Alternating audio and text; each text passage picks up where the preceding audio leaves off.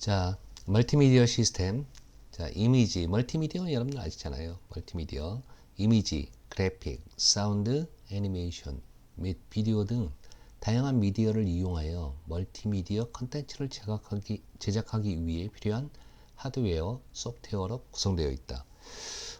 이전에는 멀티미디어를 제작한다는 게 굉장히 어려운 일이었습니다. 그래서 이 멀티미디어용 컴퓨터가 따로 있었어요. 특히 맥킨토시라고 하는 컴퓨터 여러분들 들어보셨죠?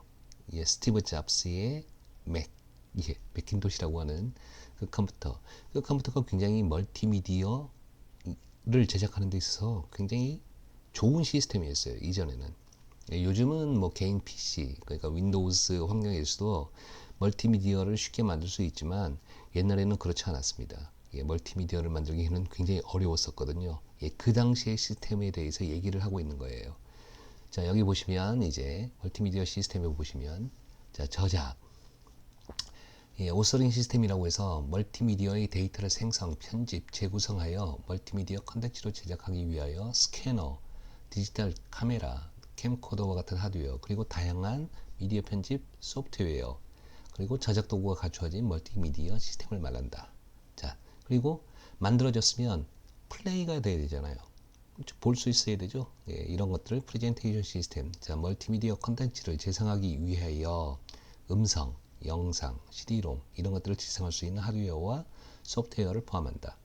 지금은 뭐 웬만한 PC에서는 다 되는 기능이었죠. 예, 기능이죠.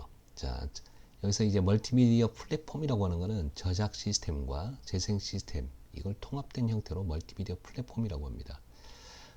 그리고 멀티미디어 타이틀 밑에 그림 보시면 자, 멀티미디어 컨텐츠가 있죠. 예, 멀티미디어 타이틀 및 소프트웨어 툴을 이용해서 컨텐츠를 만듭니다. 물론 여기에 뭐 미디어 편집 소프트웨어니 저작 도구니 이런 것들이 필요하겠죠. 그 다음에 장치 드라이버, 멀티미디어, DBMS, 멀티미디어를 위한 운영체제 이런 것들. 그러니까 지금 멀티미디어 시스템을 위한 운영체제 뭐 이런 걸 얘기하고 있어요. 여기 뭐 CPU, 뭐 미디어 처리 장치, 입력체제 다 비슷한데 특화된 게 미디어 처리 장치 이런 것들에 특화되어 있습니다. 이런 멀티미디어 시스템을 위한 운영체제가 옛날에 따로 있었어요. 그냥 뭐 대표적인 예로 맥킨토시, 이 맥킨토시 컴퓨터에 들어가는 운영체제 이름을 옛날에 뭐라고 했는지 모르겠지만 그 운영체제가 되겠죠. 자, 임베디드 시스템이라고 하는 거는 여러분들이 생각하고 있는 요즘 뭐 그런 거 TV에 선전 많이 보시잖아요. 냉장고인데 뭐 인터넷이 되는 냉장고. 그리고 요즘 4차 산업혁명에 맞춰서 혹시 IoT라고 하는 얘기 들어보셨죠? 예, 인터넷 오브 싱. 그러니까 사물 인터넷이라고 하는 것들인데 모든 사물에 인터넷 기능을 집어넣겠다는 뜻이잖아요. 그러기 위해서는 각자 내부에 CPU를 가지고 있어야 돼. CPU만 가지고 있는 게 아니고 각각 그에 맞는 운영체제도 가지고 있어야 돼요. 물론 운영체제가 뭐 법령 운영체제가 아닌 뭐 냉장고 같은 경우에는 인터넷만 떼고 간단히 뭐 내부에서 뭐 처리되는 간단하게 음식물의 뭐 종류라든가 이런 거를 파악할 수 있는 형태로만 제공되면 되겠죠. 예. 뭐 CPU 파워가 그렇게 많거나 아니면 뭐 윈도우 10 같은 기능 이런 거를 완전히 다 가지지 않아도 될 거예요. 그럼 지금 제가 금방 얘기한 것들은 왜 운영체제가 여러 가지 있냐를 한번 생각해 보세요. 윈도우만 있으면 기계가 어떻든 간에 다 운영체제를 다 깔아버리면 되잖아요. 그렇진 않잖아요. 그렇죠. 여러분들 스마트폰에서는 안드로이드도 있고 스마트폰에서도 아이폰을 사용하고 있으면 iOS라고 하는 걸 쓴다고요. 왜 그럴까요? 각자 다 그 목적마다 하드웨어의 목적이 있고 어떤 거에 특화되어 있고 이 하드웨어는 어떤 것에 더 좋다 뭐 이런 각각의 어떤 그 성능과 특징을 가지고 있잖아요. 그 성능과 특징을 잘 관리하고 이러기 위해서는 운영체제도 다 달라져야 된다는 뜻이에요. 자, 인베디드 시스템도 마찬가지입니다. 요즘은 자바 계열, 특히 인베디드 시스템 선택 용어로 옛날에는 굉장히 다른 언어들이 많이 사용됐어요. 무슨 뭐 어셈블리 언어 자체로 개발되는 경우가 굉장히 많았는데 그게 굉장히 좀 개발하는데 어렵거든요. 그래서 나온 게 인베디드 시스템을 위해서 나온 언어가 자바예요. 예. 자바라고 하는 언어 자체가 인베디드 시스템을 개발하기 위해서 제일 처음에 나온 언어입니다. 그 나오면서 어떤 개념도 같이 가져왔냐면 버추얼 머신이라고 하는 개념도 같이 가져왔어요. 그렇죠. 가상기계라고 하는 거. 그 왜냐하면 인베디드 시스템은 굉장히 종류가 많습니다. 여기에 보시면 자동차, 여러분들이 요즘 뭐 자동차에도 굉장히 그 여러 가지 그 IT에 관련된 기능들이 굉장히 많이 들어가잖아요. 자율주행이라든가 아니면 후드, 예. 그 자동차 운전자의 앞에 창에 여러 가지 정보들이 막 표현되는 것들 있죠. 예, 그걸 HUD 후드 시스템이라고 해요. 그다음에 뭐 여러분들 뭐 비행기 파일럿들이 볼 때 무슨 뭐 타겟팅, 예, 그런 것들 뭐 고도, 스피드, 뭐 이런 것들, 그다음에 또 균형, 예, 자일로스코프라고 하는 것들, 그런 것들에 대해서 여러분들이 뭐 게임이나 이런 데서 많이 보셨을 거예요. 그런 것들을 후드라고 하는데 그 후드 장치들도 전부 인베디드 시스템이라고 생각하시면 돼요. 거기다가 윈도우 10을 깔았다고는 생각 안 되시겠죠. 예. 거기에 그 목적에 맞게 만들어진, 예, 그런 시스템들, 그런 것들을 인베디드 시스템이라고 합니다. 쉽게 말해서 그냥 요즘은 IoT가 여러분들이 많이 알고 계시니까 컴퓨터나 아니면 자동차 또는 의료기기, 내비게이터, 바코드, 뭐 키오스크라고 하는 거 여러분들 아실 거예요.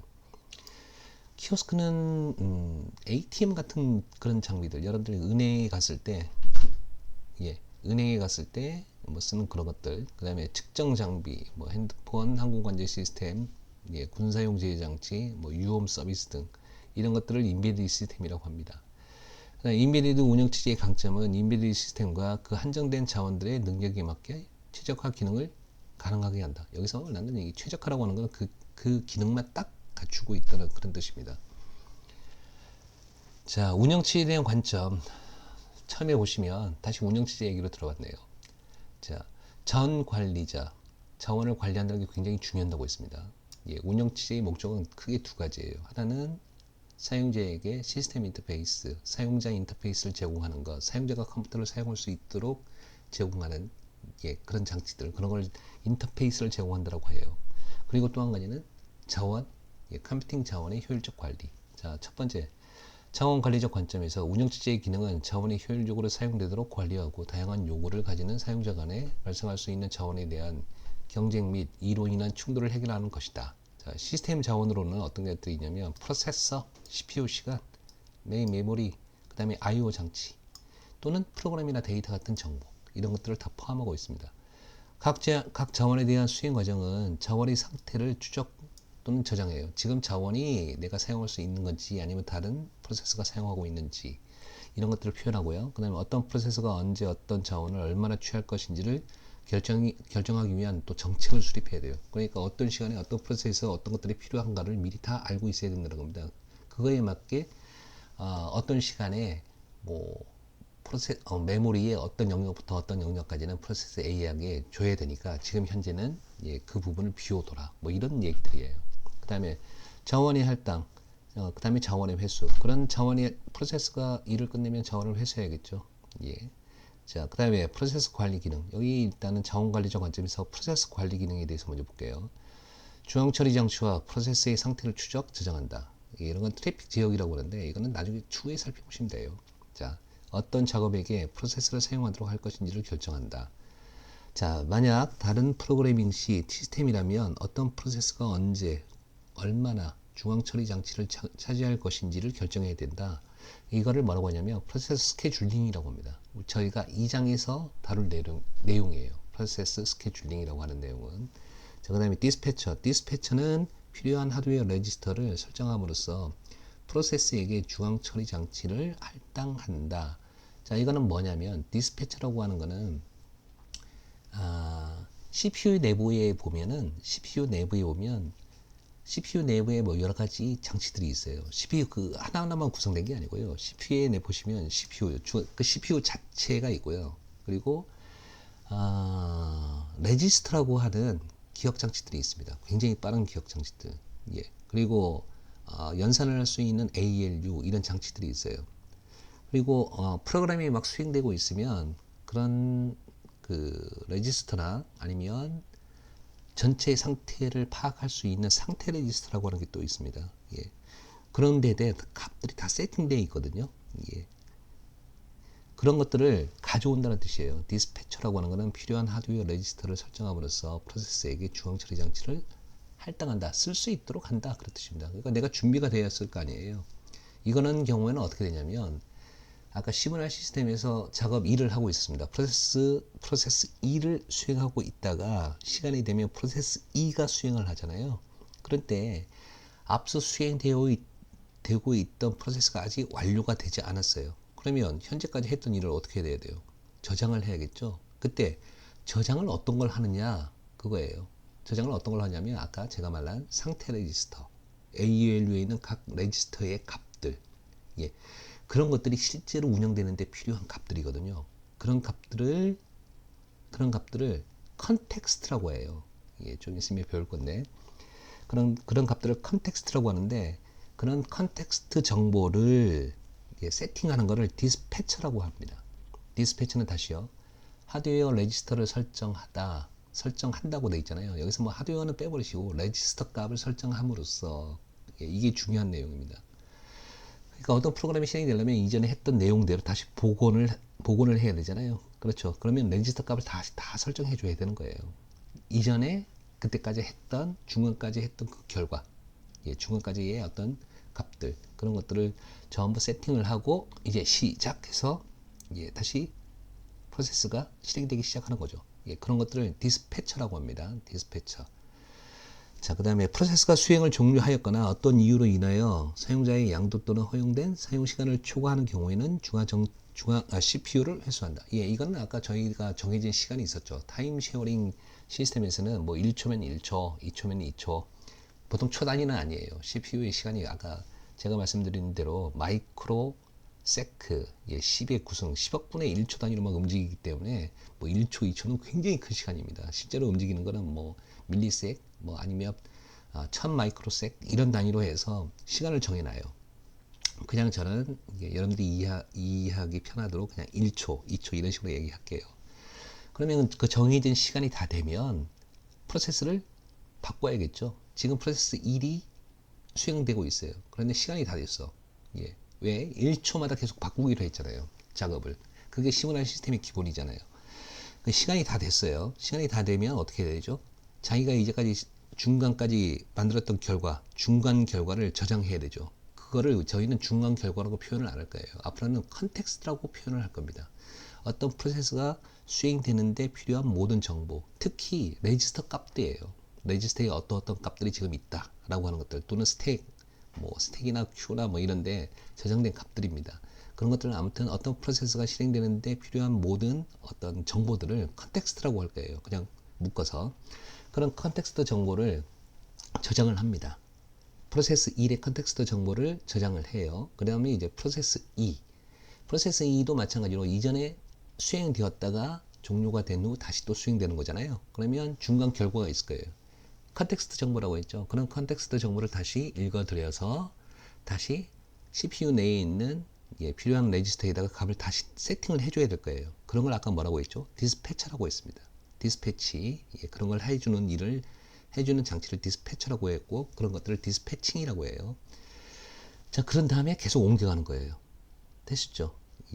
자, 이렇게 프로세스가 어떤 프로세스 1이 프로세스 2, 그 다음에 또 수행되다가 시간이 다 되면 또 다른 프로세스로 넘어갈 때 어떤 일이 발생하냐면 컨텍스트가 서로 바뀌잖아요. 그렇죠. 현재 수행되고 있는 컨텍스트가 저장되고 그 다음에 이전에 수행됐던 그 프로세스, 새로 시작될 프로세스의 컨텍스트가 어떻게 돼야 돼요? 디스패처 돼야겠죠. 알맞게 세팅이 돼야 되겠지. 그래서 컨텍스트가 바뀐다는 표현을 써요. 그래서 이런 거를 뭐라고 하냐면 컨텍스트 스위칭이 일어난다고 얘기를 합니다. 되셨나요? 컨텍스트 스위칭. 자, 이런 경우 이 프로세스 관리에서는 굉장히 중요한 내용이기 때문에 2장에서 다시 나올 내용이지만 미리 얘기를 드렸습니다. 자, 기억장치 관리 기능. 자, 제일 처음에는 자원관리자 입장에서는 뭐를 관리한다고 했어요? 운영체제의 목적입니다. 지금 운영체제는 두 가지를 한다고 했어요. 사용자에게 인터페이스를 제공한다. 컴퓨터를 사용할 수 있도록 하는 인터페이스를 제공한다. 또 하나는 자원을 관리한다. 자, 여기서 자원 관리에서 제일 중요한 게 자원 중에서 제일 중요한 자원이 CPU입니다. 즉 프로세스. 여기서는 어떻게 보면 프로세서라고 해야 되는데 프로세스가 CPU를 가지고 있기 때문에 프로세스 관리 기능이라고 얘기하는 거예요. CPU 관리 기능이라고 해도 괜찮아요. 표현을. 자, 프로세스 관리 기능이 있고 두 번째는 또 있죠. 메인 메모리가 또 중요한 장치입니다. 그렇죠. 메인 메모리. 자, 기억 장치의 상태를 추적 저장한다. 기억 장치의 어떤 부분이 사용되고 어떤 부분이 사용되고 있지 않은가를 표시합니다. 만약 사용된다면 어떤 프로세스에 의해서 사용되는가를 추적 또는 저장합니다. 자, 다중 프로그래밍 환경하에서 어떤 프로세스에게 언제, 얼마의 기억 장치를 할당할 것인지를 결정합니다. 이게 다 누가 한다고요? 운영체제가 하는 일입니다. 자, 프로세스가 기억 장치를 요구하면 앞에서 결정한 내용에 따라서 할당하고요. 프로세스가 더 이상 기억 장치를 필요로 하지 않게 되면 회수한다. 회수는 운영체제가 뺏는다는 뜻이에요. 프로세스, 너는 이제 더 이상 그 메모리 영역을 사용하지 않기 때문에 내가 다시 회수할 거야. 그리고 회수된 영역은 다른 프로세스에게 필요로 하는 프로세스에게 다시 할당을 하게 되겠죠. 자, 그리고 세 번째는 이제 장치 관리 기능이라고 되어 있는데요. 이거는 I/O 장치라고 여러분들이 그냥 기억하시는 게 더 좋아요. 자, CPU, 메인 메모리, I/O 장치 이것들을 관리하는 겁니다. 운영체제의 자원 관리라고 하는 게. 자, 여기서는 이제 I/O 장치에서는 또 키워드가 하나 나오네요. 예, 여기 보시면 I/O 쪽에서는 자, 채널이라고 하는 말이 나와요. 채널. 여러분들이 뭐 TV 볼 때 뭐 KBS니 MBC니 이런 채널들에 대한 개념들이 여러분들이 있어요. 그렇죠. 그래서 채널이라고 하는 건 뭐냐면 그 I/O 장치가 한두 개가 있는 게 아니잖아요. 그렇죠. 마우스도 있고 키보드도 있고 프린터도 있고 그 다음에 여러분들이 인터넷을 하기 위해서 랜이라고 하는 또 그러니까 뭐 인터넷에 필요한 카드라고 생각하시면 돼요. 그런 것들 장치들이 굉장히 많아요. 이것뿐만이 아니고 뭐 다른 사람 뭐 터치펜 뭐 이런 걸 사용하는 학생들도 있을 거예요. 그런 것들이 전부 다르잖아요. 장치들이 전부 I/O 장치인데 달라요. 그러면 그것들을 구별할 수 있어야 되죠. 그렇죠. 그 구별하고 그 다음에 또 통로도 달라야 돼요. 서로 CPU가 그런 I/O 장치들하고 통신을 하기 위해서는 각각의 다른 통로를 가지고 있어야 되죠. 그런 통로들을 뭐라고 하냐면 개념적으로 묶어서 그것들을 채널이라고 합니다. I/O 채널. 됐죠? 이런 I/O 채널들을 관리해야겠죠. 왜 I/O 장치들을 다 관리해야 되니까요. 운영체제가. 그렇죠? 그래서 채널 등의 제어 장치 및 입출력 장치와 같은 각종 장치들의 상태를 추적하고 저장한다. 그리고 장치를 할당하는데 어떤 방법이 효율적인지를 결정한다. I/O 장치를 할 때 내가 지금 어떤 작업을 하고 있는데 내 작업이 인터넷에서 어떤 파일을 다운로드 받아서 프린터를 보내야 돼요. 예. 그러면 작업 순서가 딱 정해져 있는 거 아니에요? 일단은 다운로드를 받아야겠죠. 그 다음에 프린터로 보내야겠죠. 프린터를 먼저 오퍼레이터가 뭔가를 보내는 거를 먼저 프린터를 먼저 대기시킨다는 거는 좀 말이 안 되잖아요. 아직 뭐 데이터가 오지도 않았는데 이런 식으로 어떤 순서가 있을 거예요. 일의 순서. 그 다음에 또 같은 컴퓨터 같은 I/O 장치라고 해도 어떤 장치는 빠르고요. 어떤 장치는 좀 느려요. 그러면 내가 스케줄링을 할 때 여러분도 마찬가지잖아요. 어떤 일을 할 때 좀 더 빠른 결과를 원하죠. 그러면 똑같은 장치가 있을 때 이거는 좀 빠르고 어떤 건 좀 느리다 하면 빠른 장치가 지금 놀고 있다면 그 빠른 장치를 사용하는 게 더 이득이죠. 예, 이런 것들을 결정을 하는 겁니다. 어떻게 하는 게 더 효율적인지를 결정한다. 자, 그 다음에 각 장치마다 아까 Q라고 하는 얘기 있었죠. Q는 뭐였죠? 순서를 보장하는 겁니다. 먼저 들어온 요청이 먼저 수행되도록 그 요청을 먼저 서비스하도록 이런 것들을 하는 게 Q예요. Q는 너무 어렵게 생각하지 마십시오. 사람 세계에서는 뭐 줄 서는 게 당연하지만 그냥 줄을 서면 순서가 보장되잖아요. 근데 컴퓨터 세계에서는 이게 없어요. 없기 때문에 Q라고 하는 걸 만들어서 그 순서를 보장하는 거예요. 예.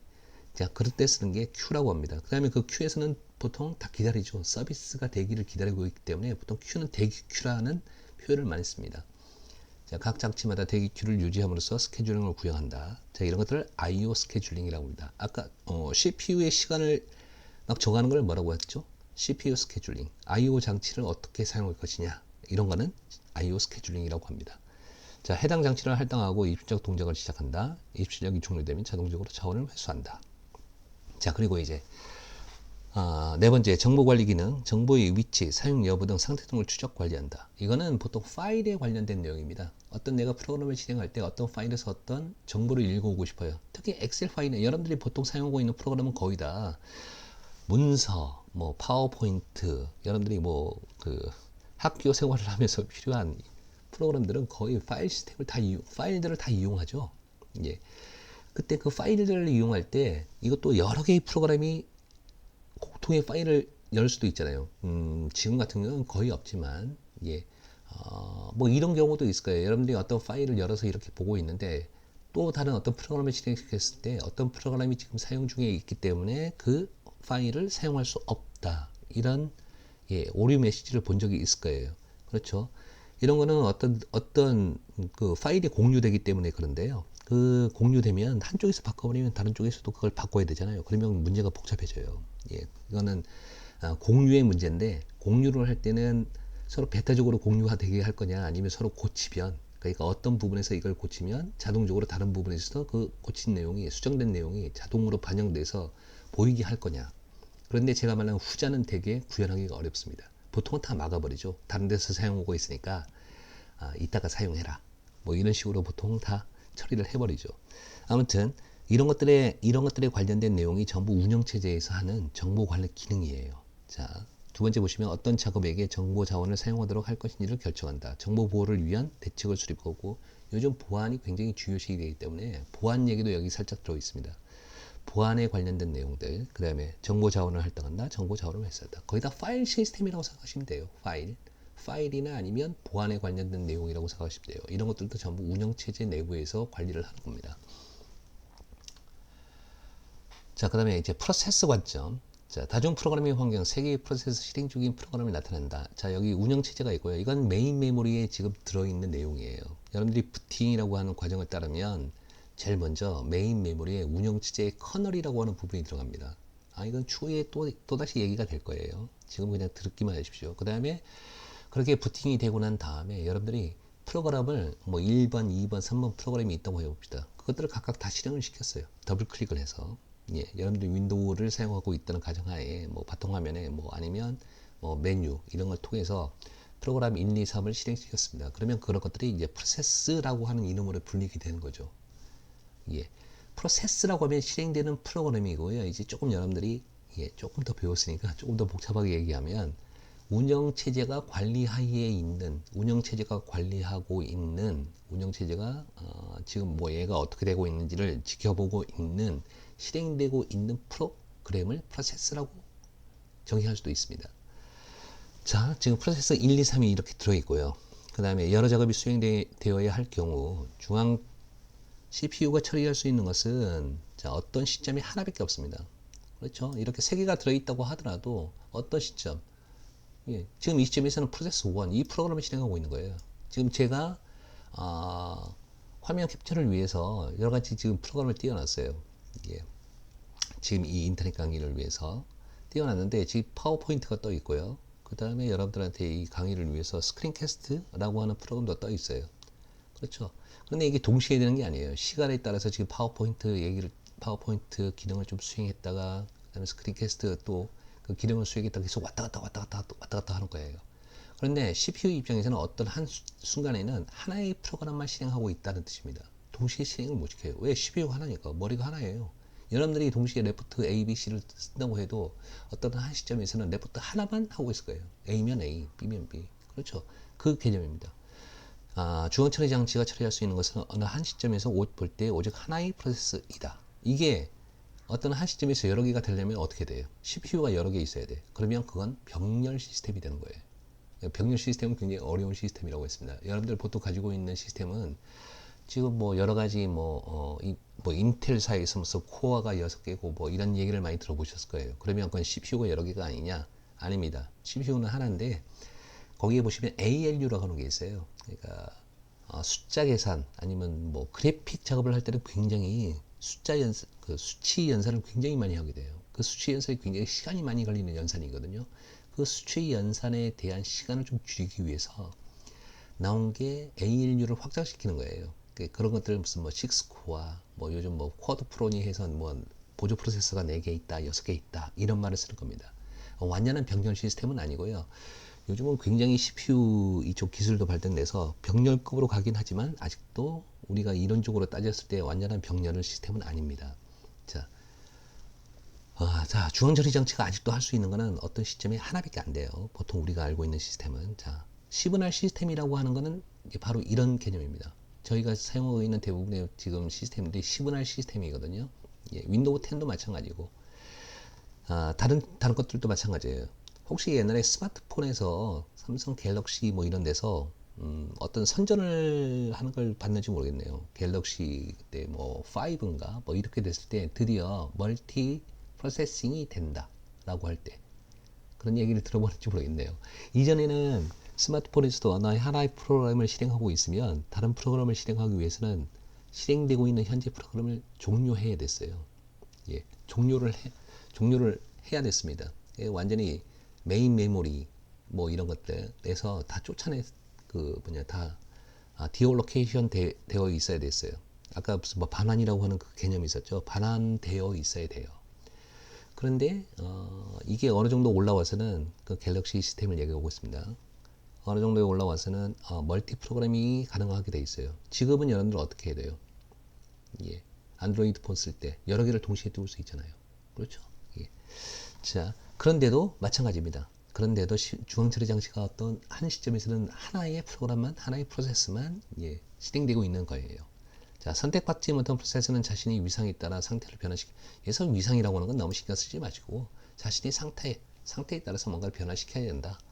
그 다음 운영체제는 하나의 작업이 제시되어 완료될 때까지 하나의 프로세스에 대하여 그 상태를 변환시키고 관리할 책임이 있다.